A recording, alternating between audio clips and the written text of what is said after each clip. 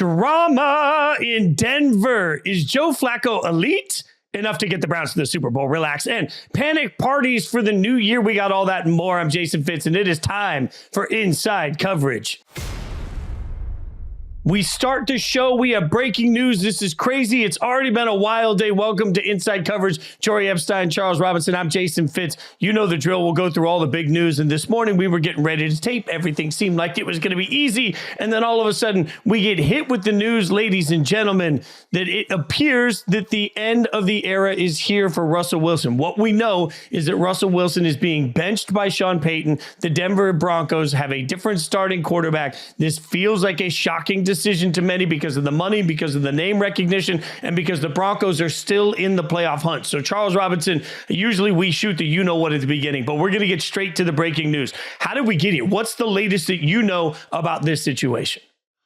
Yeah, I mean, some people are going to look at Russell Wilson's numbers and they're going to say, like, hey, what's it, like 26 touchdowns, 8 interceptions? Like, he seems like he's had an effective year under Sean Payton. But I think the crux of this is Sean Payton's a really detail-oriented coach, right? And he wants to be able to run his full suite of offense. I think he feels like he has not been able to do that with Russell Wilson.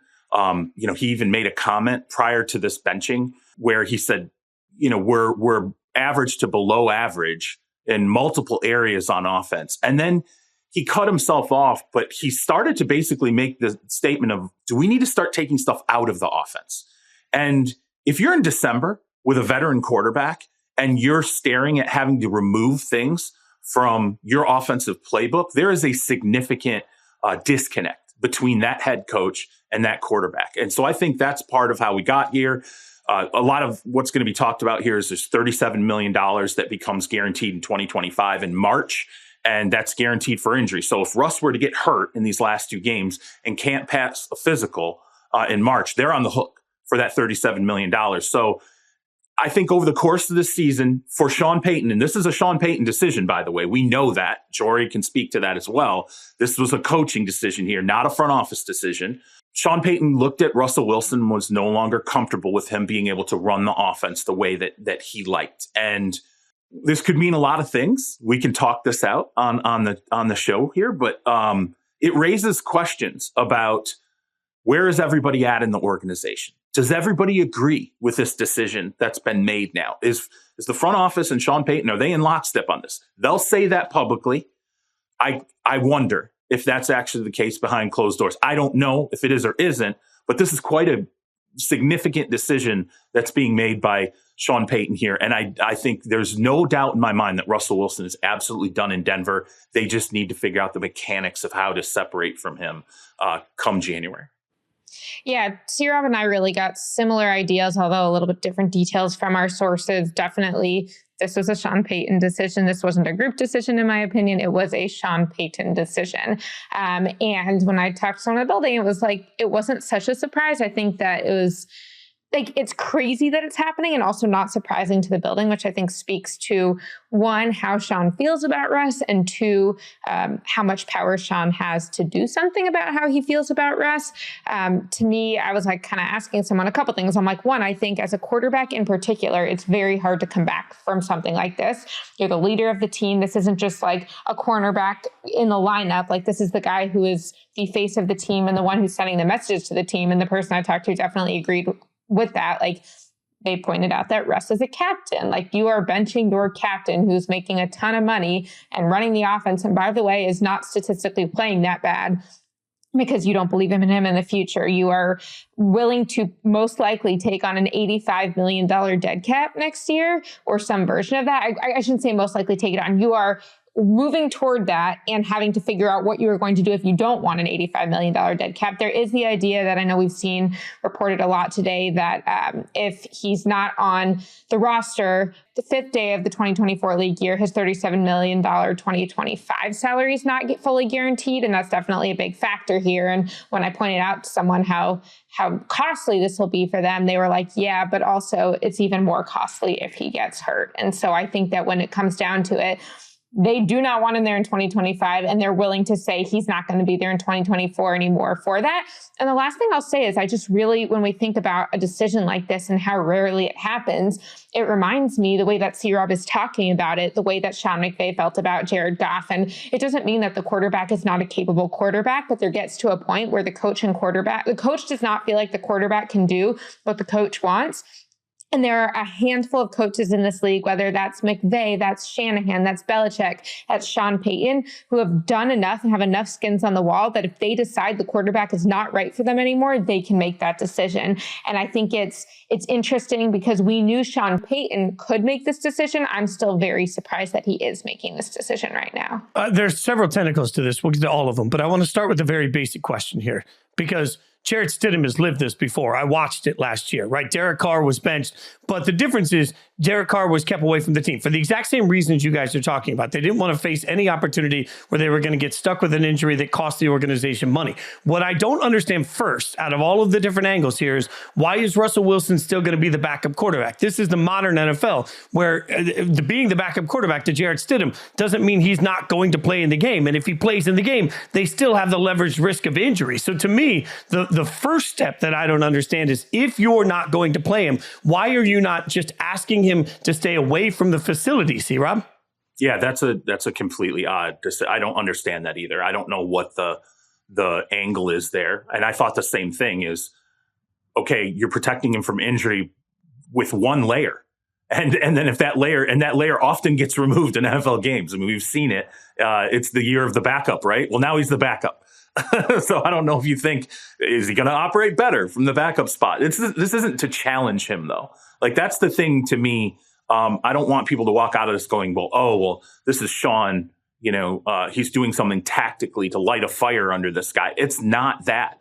One of the things that I think is interesting about this, when I went through the Broncos, I in the preseason, I'm watching them practice, and Sean kept stopping the team at like various points during practice, like coming out of the huddle. He made them re-huddle at once. And I was talking to Jerry Jeudy, and I'm like, what the hell is going on? And Jeudy was like, he didn't like the way we were breaking the huddle. Like, that's how detailed he is. He wants all his done right. Like every single tiny detail. And you should know the entire offensive playbook and all these different things. And so whether it's Stidham or not moving forward, it's clear that Russ just never really got there. Why he would still be out there on game day, though, I don't know. It's just nonsensical to me that you're protecting him from injury, but you're continuing to roster him. I assume he's going to be active on game day. I don't know if this is because, he's a captain. Is there some fear that you're losing maybe some element of the locker room here by doing this? I didn't get that sense. Yeah, I wish I had an answer to that. And I went down the same avenue you did, where I was like, you're just moving him down one spot and he could absolutely play. And what happens if Stidham gets hurt? We're all going to sit there and go, okay, he's right back he's in harm's way instantaneously. So it feels in some respects like a major move, but also sort of a half measure if your goal is to make sure you're not on the hook for $37 million in 2025. Yeah, I don't understand how you can put him in a game. And like, if you look at the Broncos roster right now, the only quarterbacks they have on the active roster are Russell Wilson and Jarrett Stidham, but then they have Ben DiNucci, my old friend from the Dallas Cowboys, on the practice squad, who actually was decent for them in the preseason.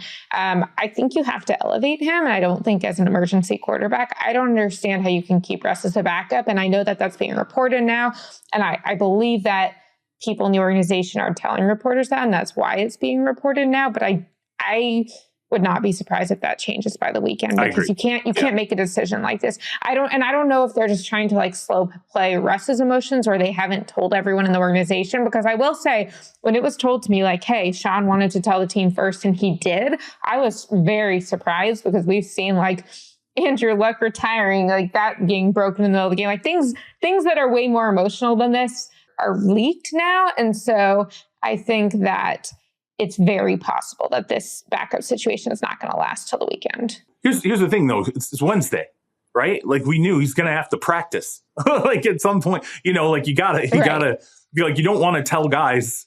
I'm thinking like along the lines of a coach, like, you're going to tell guys before practice, hey, by the way, Like we're not rolling Russ out there as the starter. I would guess you want to give guys time to get comfortable with it. But you're right. I was surprised that it held, honestly, as long as it did, because it wasn't like it was just a GM and a coach who knew this and a quarterback or a couple, the quarterback room or whatever. It was literally the entire team. It was shocking to me that this wasn't something that late last night, someone lets it slip. And if this is where Sean Payton and the organization is, I do think it's important to stress, look, this trade's already catastrophic. The only thing that can make this catastrophic trade worse for the Broncos is if they've decided they don't want Russ, and God forbid he goes out one of these last two games, gets himself hurt, and he's stuck on the books. I also think it's important to know real money versus fake money, because we've talked about the guarantees. But, I'll go to Spot Track or Spotrac, however you say that. They tweeted out a breakdown of the cash. It should be noted, $85 million in dead cap space, $39 million in cash in 2024. If they designate him a post-June 1st release, they can take $35 in 2024 and $49 in 2025. Any way you want to look at it, they're slicing up $85 million to get away from this core. If you're making the decision to splice up $85 million, whether you're taking it 1 year or two, if you're making that decision, C-Rob, you better be definitive in it. You better have a plan for what you're doing next. Like, you are acknowledging here, I'm going to set my entire organization back, but it's going to be okay because I think that's what we're all waiting for. You have what, Sean Payton? Yeah, you're moving on. Who are you moving on to, right? That naturally becomes the next question. How do I put this? I will say that I think they feel like there are options out there for them. Now, what are those options? I don't know. I can't say. I mean, it's a good quarterback draft, right? So first and foremost, you're going to have a number of quarterbacks that go at least in the top 10. You're probably looking at Caleb Williams, Drake May, Jaden Daniels, maybe JJ McCarthy comes out. We'll see how Michael Penix works out. We'll see how Bo Nix. I mean, there's still a lot of movement that I think can happen in this quarterback market. And as someone said to me, when I was working on some other things, and I was asking him to square up like the quarterbacks in the draft, they said, well, some of these guys probably aren't going to have first round grades, but they're going to get drafted by teams in that latter half of that first round just out of need. And now I'm kind of looking at these Broncos like, is that sort of what they're going to have to lean into here? Stidham, obviously they'll get this look at Stidham. Josh McDaniels thought a lot of him when they benched Derek Carr and wanted to get a look at Stidham. Stidham came out, played really well that first game. And yet this was a guy that really didn't stick there, and they go the Jimmy Garoppolo route. So do I think that's going to be any different in Denver? I don't know, but I'll say this too. There were other moves made by Sean Payton over the course of this year that speak to him really being at the controls here. Randy Gregory, right? Moving on from Randy Gregory, moving on from Frank Clark, right? There was this move to try to get to younger players, and it almost feels like the reboot for this franchise started in those moves. And then this was the big one still left on the books. So whether they designate it as a post-June and split that cap hit over 2 years, or they just decide, hey, we can finesse the money that we have on the books for 2024 and just take the asteroid strike in 1 year, which I think would be ideal. It's just, can you do it and not carve out some veterans on that roster? They'll figure out a way to get around this. But I would say what this is, we're going to see the Broncos now turning into a wave of young players. And it's going to be, I don't want to say it's going to be like a total reboot, but we're starting over. If you're getting rid of Russ and this is the direction you're going, you're starting over in some respects. Yeah, I'm thinking back to C-Rob's Raiders column from training camp when he found every single synonym and more for the word rebuild. I think that's kind of what we got going on here, whether you want to call it competitive or not. I mean, this team was competitive this year, but they're getting rid of that. I'm actually surprised. I was just looking up what picks they still have that they're missing. And I was forgetting that like all the Russell Wilson trade picks, like you don't have any more lost picks. Those are 2022 and 2023. And then for Sean Payton, because again, remember, they didn't just hire him, they had to trade for him. They had the first round pick last year, and then it was switching their second and third. So it's really just a second for a third this year. Now, again, they're not at the top of the draft order because they have been winning games, because they're a decent team, particularly in the middle of the season this year. But I think that I think I thought it was going to be a little more improbable for them to move up, and maybe just as long as they're willing to sacrifice their future. And if they think that that's what their rookie quarterback who, hey, you get rid of some draft capital, but you believe in the quarterback enough that you'll have him on a rookie contract for 5 years, then it's a little more workable than I thought with the dead cap. Yeah, I don't know. I mean, like when we think about this, you can't go, it feels like you can't go the veteran route, right? Because any decent veteran is going to make some coin now. Like it's not, even if it's, let's say it's like Gardner Minshew, right? Like you said, Gardner Minshew is going to make, I mean, if he's going to start somewhere, he's at least 20 million on the books. I mean, minimum. Like, I mean, I'm talking like low tier, unless you're going and getting a straight up like Joe Flacco type of bridge. And you're just like, hey, but I don't think Joe Flacco's more than a bridge. Haven't you been watching? Yeah, exactly right. We're going to get to that later in the show. But I mean, like any quarterback that goes in there, even if it's for 1 year, let's say it's the Josh McCown plan, right? No agent is signing up their quarterback to be a starter for a season for $10 million, which is, again, with this money on the books, I just don't see what the route is, what the path is. That's not a rookie quarterback contract. And another thing too, if it's a rookie quarterback contract, you would kind of want to be able to get a guy that can start this year, right? You're not going to get a rookie quarterback, say in the first round, who you're going to have taking the red shirt in 2024. No, it has to be, I would say this has got to be like one of the top 3 quarterbacks in the draft. Or if JJ McCarthy goes, maybe the top 4 quarterbacks in the draft, has to come out and start for you pretty quickly. So I don't see any path other than a rookie here next season. Yeah, I think that makes a lot of sense. I would also add to that quickly, C-Rob. I think pride is the downfall of man. We all know that. And former players will tell you that coaches have a ton of pride. I'm not saying that pride is the downfall of Sean Payton. I'm just saying that it's pretty feasible. Like, just put your shoes on the other foot. Payton looks at a bunch of these young quarterbacks and says, you know what? I see stuff I can work with there. We're not really like, I can work with the 4th or 5th best quarterback. It's going to be fine. And I was talking to a college coach last week about why he prefers high school kids to transfer portal kids. And his answer kind of stuck in my head was, I don't have to reteach them anything when I get them as a kid. And I keep thinking of that moment for Sean Payton. If you spent all year reteaching Russ what you want to learn, you could be looking at Bo Nix and saying, you know what? He might be the 5th best quarterback to everybody else. I see enough workable there that I can make that work. Like, between the understanding of, like, Sean Payton has confidence in his ability. Obviously, he's going to need somebody young. Maybe he's comfortable with that, Jori. I don't know. I also think if I'm a veteran quarterback, I'm like, I don't want to get anywhere near Jarrett Stidham, because like, how many guys can continue to be benched for him in December? But definitely it seems like the rookie quarterback is the move. And it's still a bold move, like before you can even go through the pre-draft process in depth to say, like, we are making this decision. I think that Arizona showed us a little bit of a blueprint, though, for like when they got rid of DeAndre Hopkins and they're like, we're just going to take the money now, and some of what they did with Kyler's contract, and we'll see exactly what they want to do with him.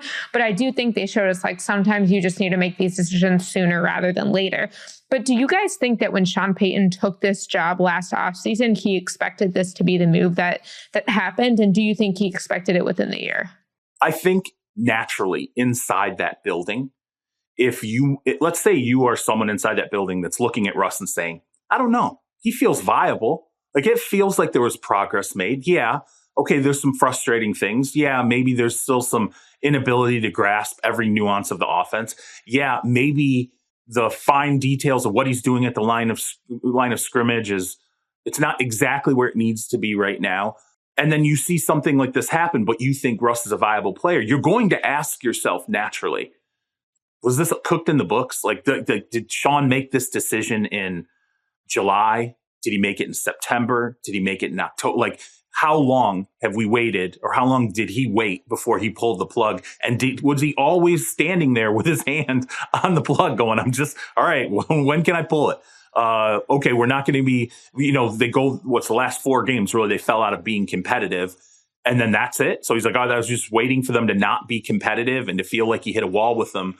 I'm very curious now to see how the organization functions moving forward, because I don't know what this means for general manager George Payton. Could mean nothing. They could be George could be taking the path of, hey, I'm the GM. I'm here to work with Sean. So if this isn't working for Sean, he's my coach. Like I'm going to work in his favor. So if we got to pull the plug on a guy that I extended, I traded for, all these things, I'm willing to do that. That's just how it's got to happen.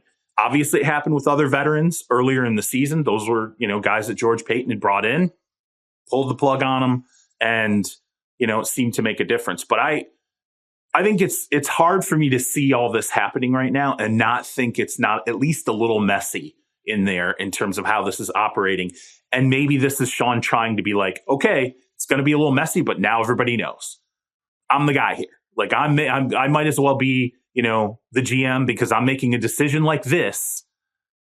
You're sort of a de facto GM when you're pulling the plug on a quarterback of this stature and who's got that much money on the books. If I'm Russ, I'm like, give me my office back. Give me my personal trainer in the building back. Like, if you wanted me to be part of the team, so you took away this stuff, I'm no longer part of the team and your vision for its future. Like, get me back. But on a more serious note, where do you guys expect Russell Wilson to be next year? Do you expect him to be a starter, a backup, not in the league? Where will he be playing? I mean, Denver will be paying him in the sense of like the money will have already gone to him. So there's too many bad quarterbacks for him not to get a job somewhere. But I have a hard time accepting that. I mean, there's just a stigma of gay. Let's be real here. When we look at Russ, we're not just looking at Sean Payton. This is two incredibly renowned coaches in a row that have looked and been like, nah, not worth it. Like, I think we have to now at least include the Seattle Pete Carroll chapter in this conversation and say Pete Carroll was like, nah, we're good, man. You want to go somewhere else? We'll be just fine. Sean Payton looks around and says, we're good, man. We're going to be just fine. Like, those are not bad coaches. Those are not coaches that don't belong in the league. Two quality coaches give up on a quarterback. I have a hard time believing that that's a quarterback I can bank on. First off, I don't think anyone's going to want to pay him anywhere near, top quarterback pay or maybe even mid-level quarterback pay at this stage because they've seen what happened in Denver. I don't know. Like I will say this, at the time that the trade happened, and I think people forget this, at the time that trade happened, there were multiple teams lining up interested in Russ. Okay. And so there's going to be this revisionist history where people are going to go, wow, what a up. Like, how could they do that? And this is so bad. And what a mistake. At the time, it was not a mistake. And there were multiple franchises that were ready to go trade for this guy. So they did what any number of teams, I heard five teams were like ready to go get Russ at that point. And, so you're like, well, how much of that has worn off in 2 years? I don't know. It's hard to answer at this point, especially when we don't know what the quarterback landscape is going to look like. A number of teams are going to draft, again, guys in the first round. So, 3-4 guys are going to be first round picks at the quarterback position. I would scratch them off those teams because you're drafting the future of your position there. Okay, the Raiders, like what happens with the Raiders? What happens with Tampa if Baker doesn't stay there? Although I think Baker's probably now written into the long-term plans there. Washington, with Sam Howell. It's a lot of teams that are going to need quarterbacks that aren't in the position to draft a quarterback that's obviously capable of starting as a rookie. And to me, those doors will all be potentially open for Russell Wilson. Not everybody agrees with Sean Payton. Okay. And another thing too, that I will bring up here. I heard Sean Payton complain about Drew Brees at times. Okay. Like be pissed off with how Drew Brees was running his offense at times. Now, I'm not saying he didn't like Drew Brees. He loved Drew Brees. Obviously, there's no question. They became Hall of Famers together, right? They won a Super Bowl together. He was clearly frustrated at times with Drew. I think people know Sean. They know he has a Kyle Shanahan-esque ability where a guy goes into his doghouse. He's really not coming out. And we just didn't have to see that at the quarterback position for a long time in New Orleans. So, I think people are going to look at it and say, okay, well, maybe Sean couldn't work with Russ, but we can because here's our other options and they're not great. And Russ is definitely better than these. But I'm glad you bring that up because I think on one hand, we're focusing this on Sean and Russ from a schematic fit and from a way they prepare for the game fit. We're not a good match. Last year, we were talking all about Russ. Are people going to his birthday party? Is he the right kind of leader? Is he too fake? And so I think you have this question where I'd say, one, how much is Russ's personality as opposed to his football ability part of the problem here? Is his personality part of the problem with the football ability if he's certain, like in the zone where he's just not preparing in a certain way? And if it's just a football scheme thing, that's fine. But I feel like after teams see what happened last year, it's not that no one will take him because, like you said, he's way too talented for it to be a problem.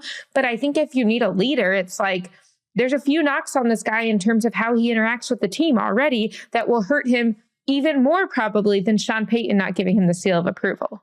I'm imagining Antonio Pierce just dealing with the saccharine, Russell Wilson as he comes into the locker room. That feels like oil and water on that, C-Rob. I can't say where, it aligns here. I would almost have to go back and look at who on that Seattle staff that has been around Russ. Where are they now?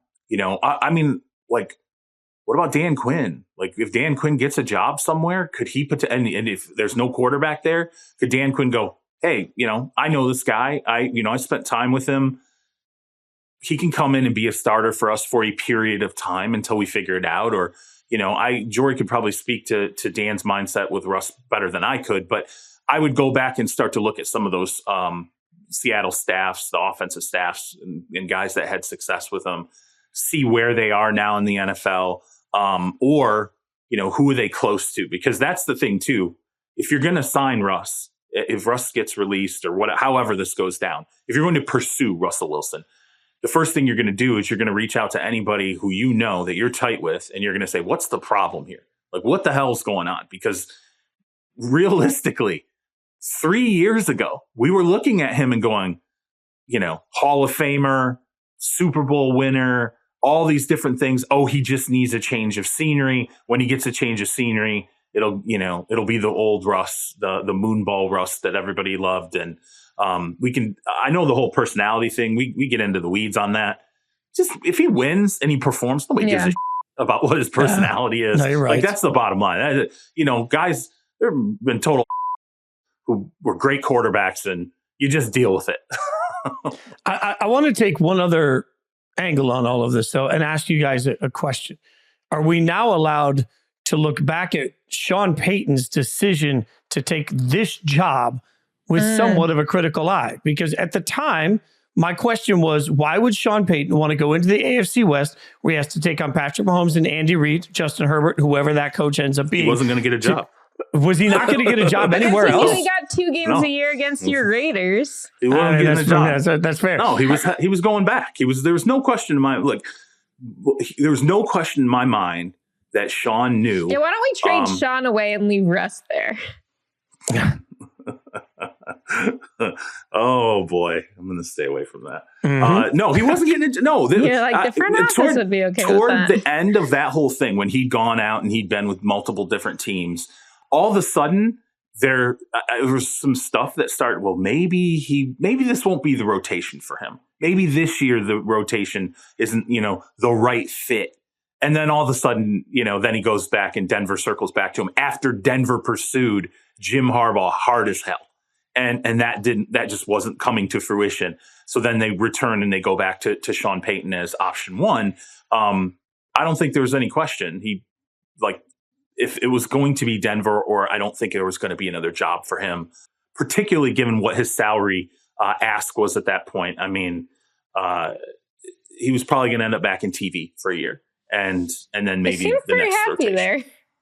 I mean, I'd rather be on TV making the TV money he's making, working limited hours, than have to deal with what they're going to deal with now. Because as the whole crux of this conversation is that they're hamstrung. And now, when everybody wants to use the word rebuild, but it looks like the Broncos are going to have to enter a rebuild, which means it's going to take a couple of years probably for them to get where they want to be. And guess what? At the end of that that's if they hit on a quarterback in the draft. If they draft, this is the Belichick thing all over again. If they don't draft Mac Jones, then maybe they can be okay on the rebuild. If they do, they're going to be in this endless cycle, just like the Patriots are, of it's not as easy when you don't have a Hall of Fame coach with a Hall of Fame quarterback. It feels that way, but if you hit on the quarterback, things can look at Houston, man. Look at how fast Houston's turned. Now, granted, different coach, big culture change, I think, in the organization from the coaching staff out, but CJ Stroud really opened up the entire world for Houston. So say it's like Jaden Daniels, right? They go out and they get him. And he comes in. I mean, everything changes for you. Especially if that guy is a rookie, if instantaneously he can step in, and he doesn't have to be CJ Stroud. Obviously, we're talking about like he was playing at a historical clip, but if you just come in, he's a dude. We got him. Okay. Everybody starts working and you start building and molding around that player. I think things can change for you pretty quickly. But as you said, you got to hit. And I just don't know where.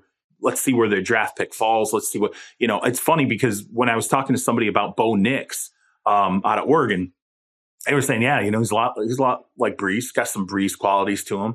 And I was like, when this happened, I'm like, yeah, like flashing lights. Maybe Bo Nix is the quarterback for the Denver Broncos. I hear all that. Again, this is my jaded life experience, because I'll take your, great core. I'll take your CJ Stroud and raise you a Jamarcus Russell. But even outside of that example, a Zach Wilson, a Justin Fields, that we're still trying to figure out how good he can be. Like, I totally understand the concept. I just think when you are a legend as a head coach, and he perceives himself that way, and so did we when he got that job, I just look back and say, I love that you started that not by he is one, but that he perceives himself as one. I mean, I think we say legend a little bit too we're doing a little too flippant with that. But when you've accomplished what he's accomplished, it's easy to think, hey, I'm going to get it right again. But man, I think that just what we've learned in this New England chapter is that maybe we downplayed that it wasn't Bill or Brady. Maybe it was the two of them together. And I think there's at least the opportunity at some point to learn, was it Breeze or was it Peyton or was it the two of them together? You don't just get you're not just going to get another Drew Brees more often than not. Okay. But to be fair, there were times where Teddy Bridgewater was the starter, in New Orleans, and had a small sample size, but he played well for Sean. I mean, he made Teddy a viable starter again briefly in the league with Sean Payton. Jameis Winston. I mean, those are very fair examples. That is a very fair comment. I think at times he was able to get the most out of what the players were essentially bringing to the table. I think he's a great play caller, but I think he is at a point in his career, and I think he's always kind of been like this, but he's cranky. Like, he's not. And I think what you said about not having to reteach things, right? I think that's a huge component that people should really be paying attention to. I think you're right. I think you get a young guy. I don't care who you draft. Those guys aren't really that stubborn, right? They come in, they don't know what the hell's going on. Things are going so fast. They're looking for somebody to cling on to and go, okay, just like help me figure this out. Like, help me get this right. A lot of veterans aren't like that. You're coming from this system or that system. I don't want to run a motion offense and it's going to be a completely clean slate with a rookie. I think he can do it. I do. I think if they draft the quarterback he likes, who he feels like he can really work with, I would be shocked if they absolutely blew that and got it wrong. I just think that even though I would trust Sean Payton more than just about anyone in the league not to mess it up, to say that you'd be shocked if we got it wrong, like, the people I would trust most on who they want as quarterback is Kyle Shanahan, Sean McVay, and Sean Payton. And it has not been very long since Kyle Shanahan, who we respect a lot, and particularly a lot offensively, traded all up, got a guy, and then didn't want him. Yeah. But I think he would try to tell you now he was talked into it. Oh, yeah. Who wouldn't? It wasn't me. That's like, we're just going to let every coaching press conference start with the Shaggy song. It wasn't me. Jori, go check it out. It's a good song. You'd like it. Sam Howell, by the way, while we're talking quarterbacks, I do want to quickly get this news. And Howell benched. We asked about starters. Is Howell going to be a starter somewhere next year? I can't figure out how much of this is about, again, see Rob shaking his head. No, you're out on Howell as the future starter. I don't think he's going to be a star. He holds the ball too long. I mean, he gets killed. Like, the guy is almost incapable, I think, at this stage of protecting himself. And I think that's, some people are going to look at like just numbers and they're going to go, well, geez, his numbers, he had these really good games. And no, I mean, the sacks were so much on Howell and how he played the position. Do I think he could go somewhere else or exist first off, I think he stays where he is. They go and they get a different quarterback. And then if Howell becomes viable, further on down the road and learns to get the ball out of his hands rather than get himself destroyed, he could be fine. But I would almost look at him like a Drew Lock, Drew Lock had his shot as a starter in Denver. It was clear to them that he just wasn't going to be the dude. Who's won a game more recently, Drew Lock or Russell Wilson? Wow. I think Drew, though, who's led a game-winning drive more recently, Drew Lock or Russell Wilson, against a winning team that Poor could Russ, have man. a home playoff game. You know what? Poor Russ, because he has not had a terrible season. He just I know. hasn't. He's actually played well, and no one's talked about him being like a personality issue with the locker room all year. So that's why this is so surprising. Yeah, and I'll go back to something Dan Orlovsky tweeted earlier. Orlovsky tweeted, look at the tape. Russ has played pretty well for most of this season. Doesn't mean he's playing pretty well right now. It just means he has played well enough. It's going to be really interesting. I'm with you. I'm not sure that there's a lot of legs for Sam Howell, but there are legs everywhere for Joe Flacco. This has become maybe the coolest story in the NFL this year. Obviously, we want to start making comps. See, Rob, you've got a great article out there talking about, the flacking and the Nick Foles Super Bowl run. Had me in my feels here because I kind of love the analogy simply because both Foles and Flacco are cool, calm, and collected in everything they do. So, is Joe Flacco about to take the Browns on some massive run? Well, and they're not. Both Foles and Flacco are they're just good guys. They're not bad. They're just. I haven't talked to him in a long time. I'll put it that way. I talked to him in Baltimore a long time ago, a few times. I thought he was a really super boring dude, and I still think there's a lot of that's there. But they're likable guys in these situations. Where it's okay, hey. You can see how happy Flacco is playing football right now. You've seen the post-game locker rooms where he's talking to his teammates about, how fortunate he feels to be out there starting again, which is absolutely, I get it. He was sitting on his couch 7-8 weeks ago. The train had gone. Well, I was talking about, years and years ago, someone told me the NFL's a train.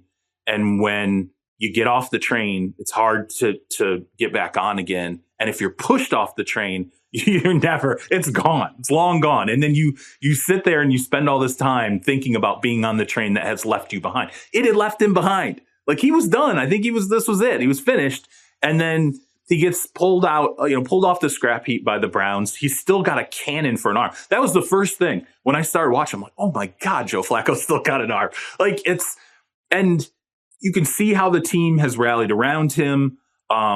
He's by no means perfect, makes a lot of mistakes, or at least a couple big ones each game. But he has a defense in Cleveland.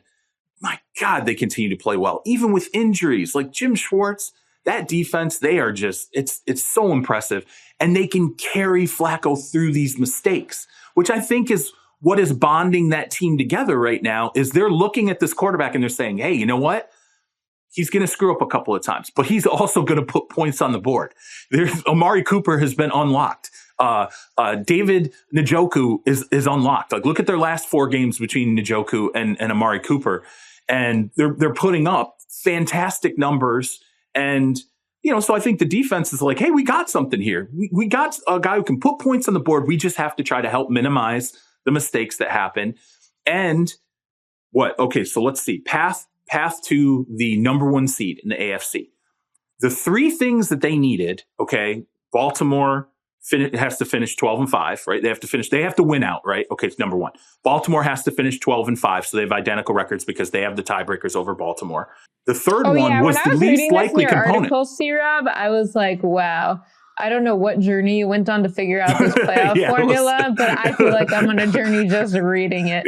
Continue. It took time. It was I was like, why are you not filing? And I'm like, I'm trying to figure this out. I was like, this seems beyond what the New York Times playoff predictor was spitting out. But the component I was staring at was, I was like, oh, it's going to screw them. I'm like, it's possible they finish 12-5.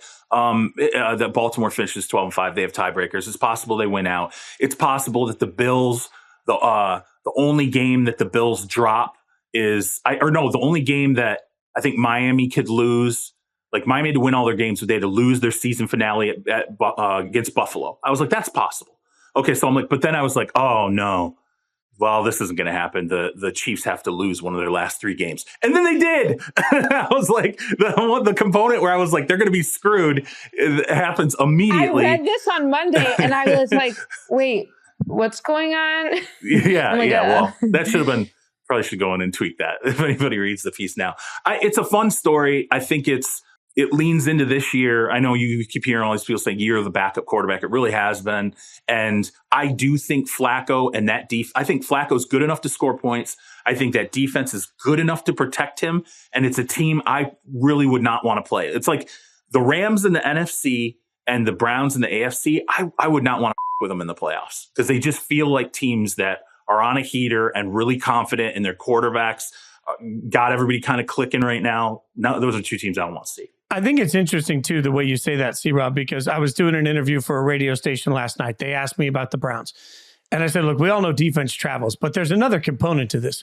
In a world where we have a lot of young quarterbacks in the playoffs right now, is there a quarterback in this year's playoffs that has seen more with more on the line than Joe damn Flacco? Like, at some point, we got to remember, he went into a Super Bowl in a year where he said, nah, I'm going to bank on it, and I'm going to go ahead and get my money at the end of all of that. Like, he had his financial future on the line with the Super Bowl, and he's like, I'm good. I can handle this. He's also played on teams with great defenses and knows what it means when you have to mitigate some of your decisions for that. Like, he's been in this situation. He understands big football, and none of it's too daunting for him.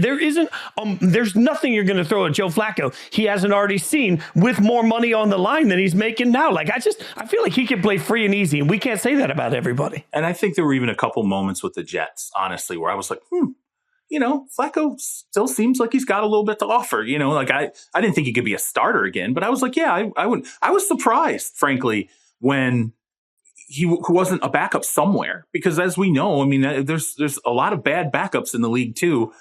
Given what he showcased with the Jets, I just figured, well, he's old and he's got cement feet. He still can't move. My God, he can't. And although at one point there was a point in this week's win where I almost clipped it because he did run a little bit. Like he had like this moment where he kind of like he moved. I was like, oh, I'm like, he just like moved like 6 yards pretty fast, like kept himself out of danger. So I'm here for it. It's fun, right? Like it feels like a fun story.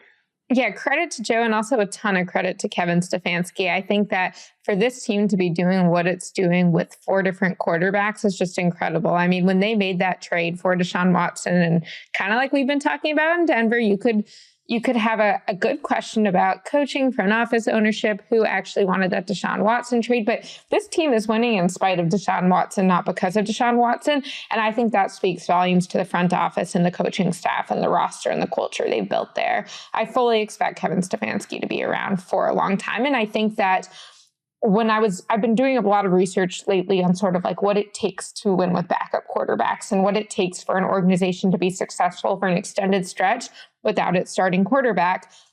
And something that I've heard from a lot of coaches and execs is this idea of like a backup quarterback is by nature limited in skill set or physical ability relative to the starter. That's usually how they became a backup. And so how can your coach and how can your play caller maximize what they can do and play to their strengths? Not just run your scheme and hope they can do it, but figure out like how can you minimize the weaknesses and how can you play up their strengths? And I think Kevin Stefanski is really showing that with what we saw from Joe Flacco and Amari Cooper this past weekend. I would argue their organization, because of the intersection of all the injuries and the multitude of different quarterbacks that have started, swapping out a defensive coordinator. I think you could argue Stefanski for coach of the year. I think you could argue Jim Schwartz for assistant coach of the year. And I think you could argue Andrew Berry as a GM, because there's a lot of like young pieces here that are doing really, really well. There's just, it's a roster that withstood Jeremiah Owusu Koramoah for president. It's fun to watch them and see the 2 deep was pretty good, which obviously shows that your front office did its job. Once they got the quarterback situation figured out with this guy, and it was a decision too, right? Like it wasn't like a no-brainer. It wasn't, Flacco was at home. It's not like, well, obviously that's the guy we go and get. I keep directing people to that, the picture on the flight where the Cleveland Browns next quarterback just got on my flight, or however, whatever the sentence was. I hadn't seen that until I saw your article this week. That was funny. Reading all the responses, oh my God, like people are just losing their, no way, no. It was not an easy decision to make. And I think even the way Andrew Berry did it by basically saying to Kevin Stefanski, vet him. Like I'm going to, before I chime in or do anything, I want you to vet this guy and tell me what you hear, what you feel, how what you think about him. That's a plus too. And the synergy between a head coach and a general manager when the GM says, hey, you know what? This is your quarterback. So you go out, you look into him, you figure it out, you scout him, you vet him, you look at the tape, you talk to people, and then you tell me what you think. Yeah, I'm happy for the Browns. I think we also have to give Cleveland credit because it's been, a month, 6 weeks since we were talking about how they got rid of Josh Dobbs and how much they should regret that. Like, look where Josh Dobbs is now and look where Joe Flacco is right now. 100%. That's very fair. And I will say, as you guys praised Stefanski, several years ago, I talked to somebody that was a coach for Amari Cooper at one point in his career. And I asked him about the inconsistencies of Amari Cooper. If you go back and look at the numbers, big game, little game, big game, little game. And I said, why? What was the thing in the locker room that you figured out? And the coach looked at me and he laughed and he said, if I knew the why, I probably still have my job. And he said, the fact is, nobody could ever figure it out, but sometimes you just lost him. And when you lost him, you couldn't get him back in. It was Amari's time. Amari came back around when Amari was ready to come back around. And when he was engaged, he was the best ever. And when he wasn't, you simply couldn't reach him. And I think about that when I see him play as well as he's playing, C-Rob, to your point, over the last month. They've reached him. Like, they found a way to make sure that they are engaged with Amari Cooper. I think that speaks to coaching. I think that speaks to the inside of the organization. That trade, I remember when Andrew Berry made that trade, and I thought to myself, like, man, like, you're paying this guy $20 million. I'm like, clearly the Cowboys didn't want to pay this. It was only a 5th round pick. And I know the way that they approached it at the time was, okay, we have our one, but we have an exit too. Like, when we look at the deal, we know we'll prepare. And if we have to replace them as a one, we're going to get there with these other players. But then once he was in the fold there, I think they felt like, no, actually the talent's great. The contract's going to look good pretty quickly. And it did. They really called it perfectly. Every time he has a big game, like this past weekend, I go and I get in the Dallas Cowboys mentions and I start looking at just what the Cowboys fans losing their minds over. They'll never get over that deal.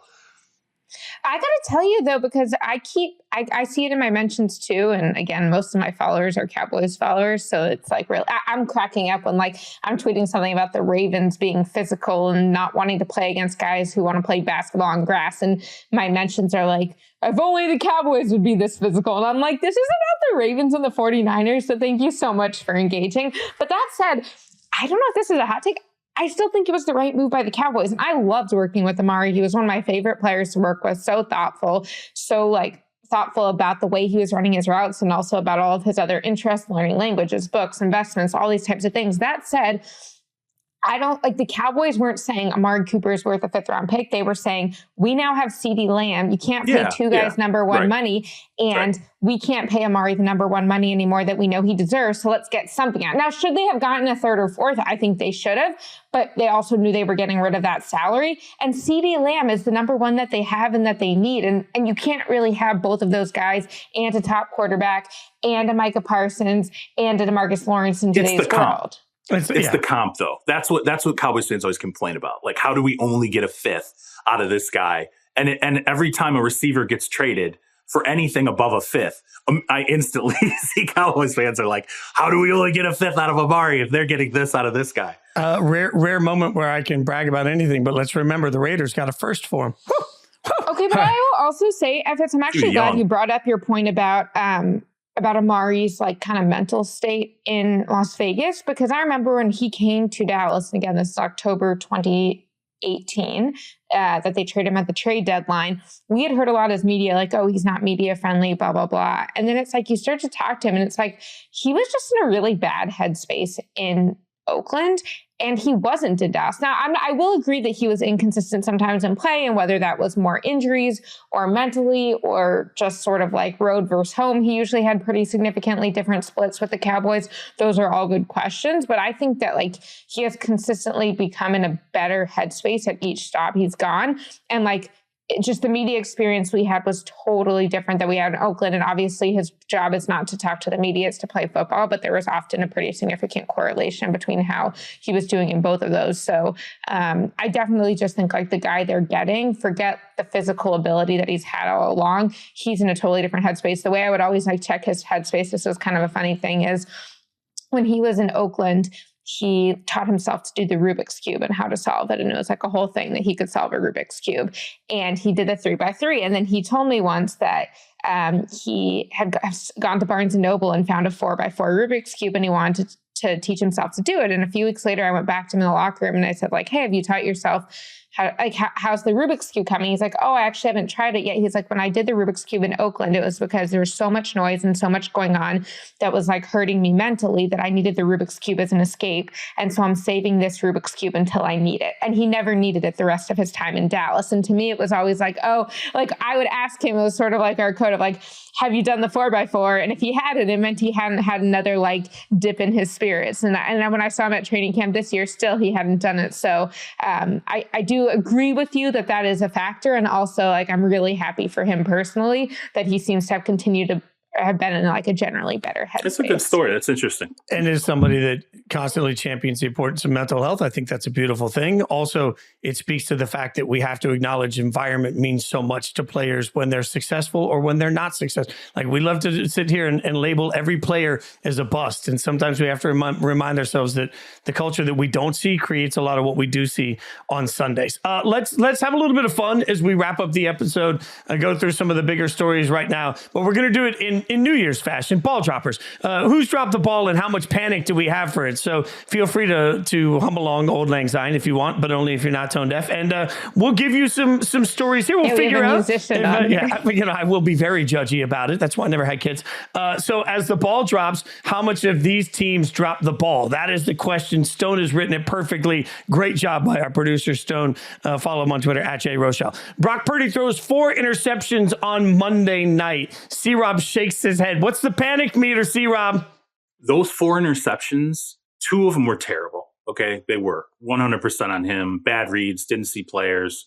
2 of them weren't that bad. They were ricochets. Okay, not perfectly thrown balls. Obviously, those are problematic. So he played into it, but they weren't clean. Okay, it wasn't him throwing it into the guts of a player that he just didn't see.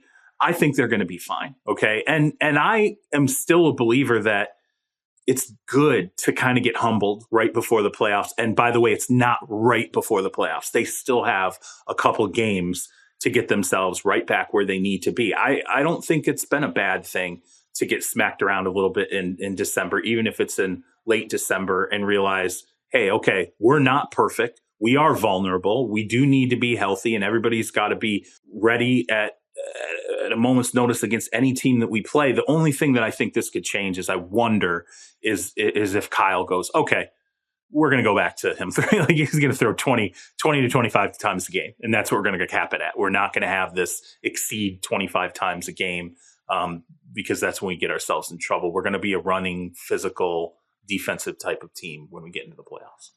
Yeah, I'm not concerned about Brock Purdy at all. I think if the question is Brock Purdy going to win MVP? Yeah, you should be concerned. Is the question, right. Can Brock Purdy quarterback the San Francisco 49ers at a really high level and take them deep into the playoffs and possibly even to a Super Bowl title? I'm not concerned. I think C-Rob is actually harsher on his interceptions than Kyle Shanahan was, because Kyle said he only thought one of them was really a problem. The first interception that he threw in the red zone, he misread the coverage, tried to throw it to Debo when he shouldn't have relative to his progressions. And on top of that, he threw it a little later. And so then you have Kyle Hamilton get his first of two interceptions, but 2 of them were tipped. And then you also have the last one where he was hit. And so I don't completely absolve him of responsibility, but the issue wasn't that he made the bad decision relative to how he read it. It was that he needs to be more willing to throw it away. And he talked about that at length after the game. Brock Purdy said that I need to know that like punting is okay. And there are times when punting is the best decision, and that he kind of felt this pressure after they got down, because again, they hadn't had a lot of adversity the previous few games. Like I think they'd won something like 6 straight by double digits, maybe it was 5. And so they really hadn't been playing from behind. And now he knows like, it doesn't really matter if we're from behind. I can't start getting crazy, but he's going to be fine. And also like what the Ravens did most teams, if not every other team, don't have the firepower to do that to the 49ers.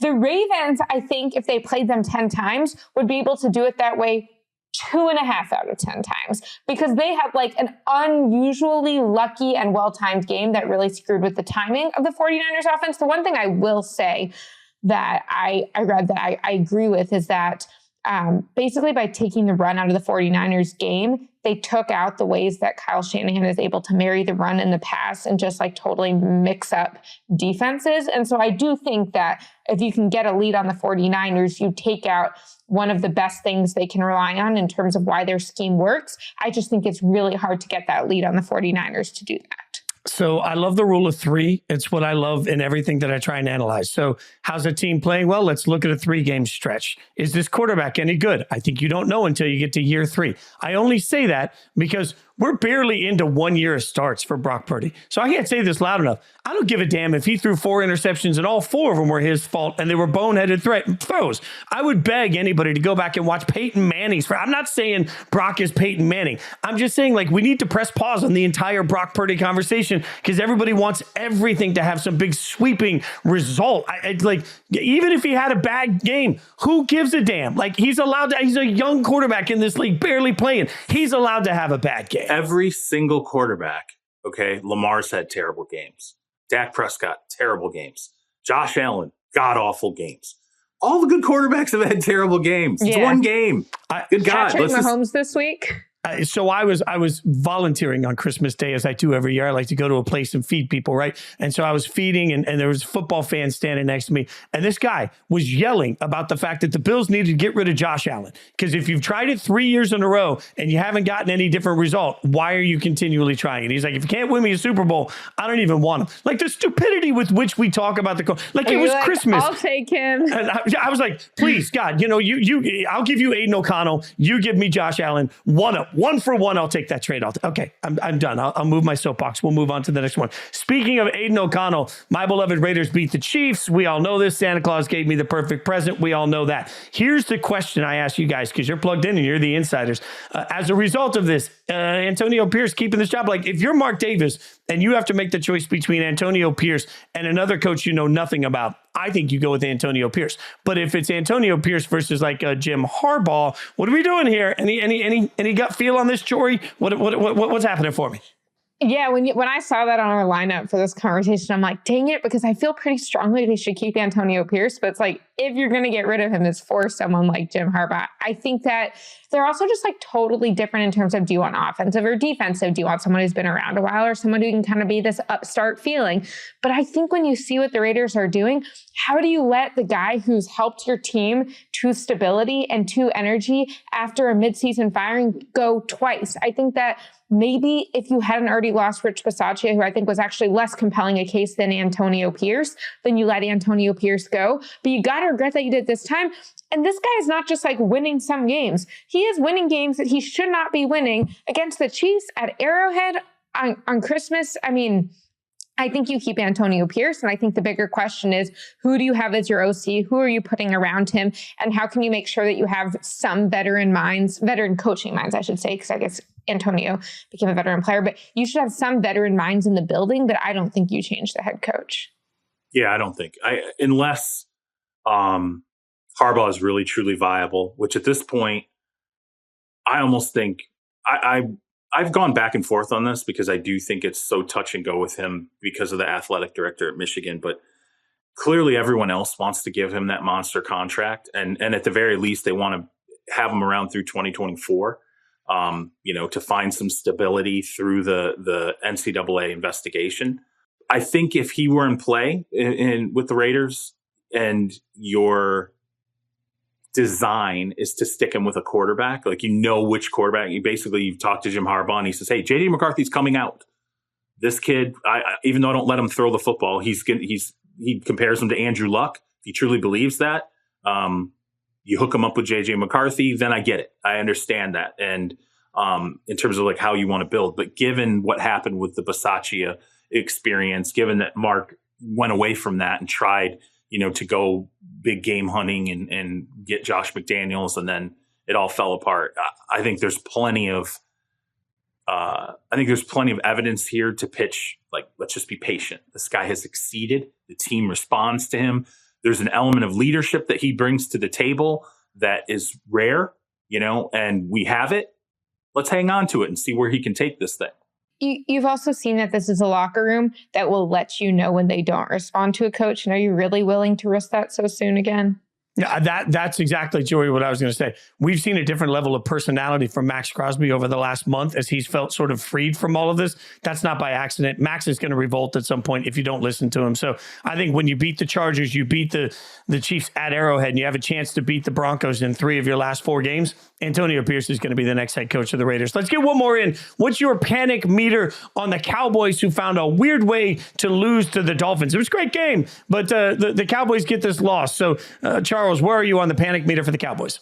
I think they could still lose in the first playoff game. I'm not convinced that this team, over the length of the season, I would like to have seen more consistency against really good teams. Okay. And that to me would have convinced me, like, okay, look, they're ready for this.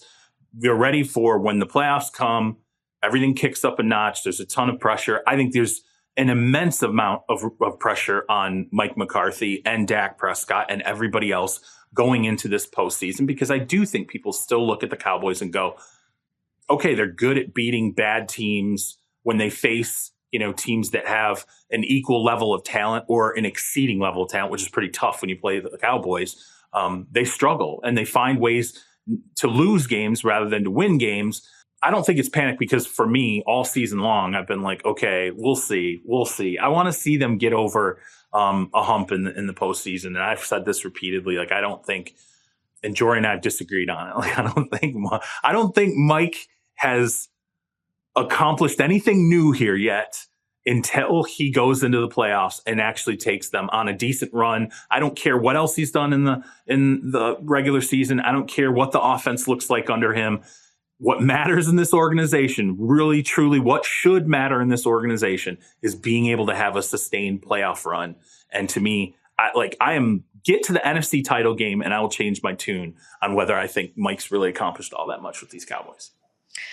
If the Cowboys do have success in the playoffs, we will be able to point to the difference between Buffalo and Miami and playoffs being that they have Zach Martin back at right guard and Tyron Smith back at left tackle. They didn't have Zach in Buffalo. They didn't have Tyron in Miami. Both times Dak was under a ton of pressure. I've got a stat I'll be using in a story this week, which is that previously, before the Miami game, Dak hadn't been pressured on more than 37% of dropbacks. He was pressured on 44% this time. If anyone saw Bradley Chubb, they would be like, this man should probably be a Hall of Famer yesterday. And was Chubb even having that great of a season going into that game? Like, no. I think his season been okay. They just could not block him, and their protections were not what they needed to be. That defense was physically overpowering them and also just confusing them with the rushers they were sending. And to Dak's credit, there's that throw he makes on that final scoring drive where he's literally being pulled down and still making the throw, and also the touchdown, he had guys in his face.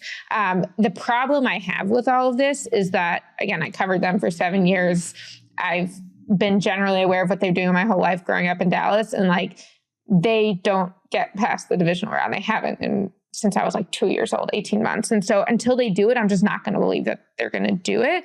I think they have the talent. I think they have the coaching, but I think that I use the phrase comedy of errors in my story this past week. And I'm like, is this too harsh? But it's true. There's always something. In Philly, it's the step out of bounds and then not get over and being just a little bit short. This time on the first scoring drive, it was Tony Pollard's body got over the line, but he didn't get the ball over the line into the end zone, over the goal line, I should say. And then Dak's handing it off to Hunter Lepke, which, why are you going to your fullback for the third time of your scoring drive? I know that you don't have Zeke, but I don't know. You fumble it, maybe because Hunter Lepke hasn't practiced that as much as you should have. So it's great if it works, but you can understand why it did. There's always something. And so I think that they can play competitively in the playoffs.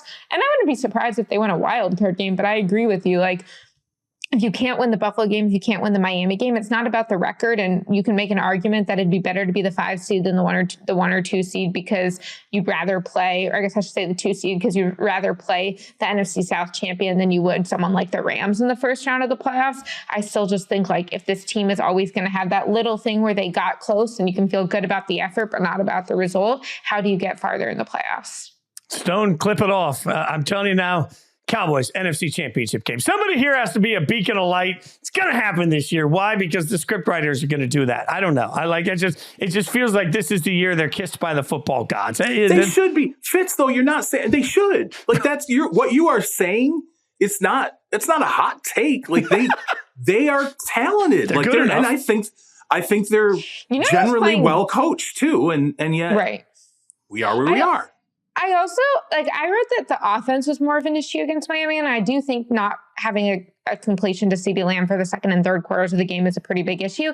That said, if your defense is even 2/3 as good as they thought they were, they should be able to make that stop at the end. And I know that Micah Parsons wants his holding calls. I still think he should be more effective than he's been, but I give a lot of credit to DeMarcus Lawrence because I think he played fantastic this week. What did Jerry basically say? Like, if he's not getting a sack every play, he's getting helped? No. Jerry was kind of the opposite. He was like, the question, basically the refs have to decide of whether they could have gotten the sack when they're making the call, and they don't realize that Micah always could. But he kind of was like, I don't think that they're trying to hold it against any player. I actually thought Jerry would be more anti-ref than he was. Yeah, because the last thing Jerry wants is less holding calls that makes his quarterback take more hits. He's, protect the quarterback at all costs. I'm just saying, all right, we will play this back one way or the other when the Cowboys are eliminated. Hopefully I'll be right. In the meantime, I'll be back tomorrow with Zero Blitz. Follow us on social media at Charles Robinson, at Jori Epstein, at SJ Rochelle, producer behind the glass doing God's work. I'm at Jason Fitz. C-Rob, tell everybody how they can support Terez Paylor's legacy. Cold time of the season. Checking out breakingtea.com/Terez to get your all juice tee or hoodie, especially the hoodie right about now comes in handy. And remember that proceeds from that purchase go to support the Terez Paylor Scholarship at Howard University. You can also contribute to that directly, as well as the scholarship in his name at Missouri if you check out our podcast description. Yes. While you're checking out that podcast description, go ahead and leave us that 5-star review, rate, subscribe, tell your friends, your family, your enemies. Tell everybody to hang out with us every single Wednesday. We will be back next week with more inside coverage. Y'all have a safe, wonderful, and happy New Year.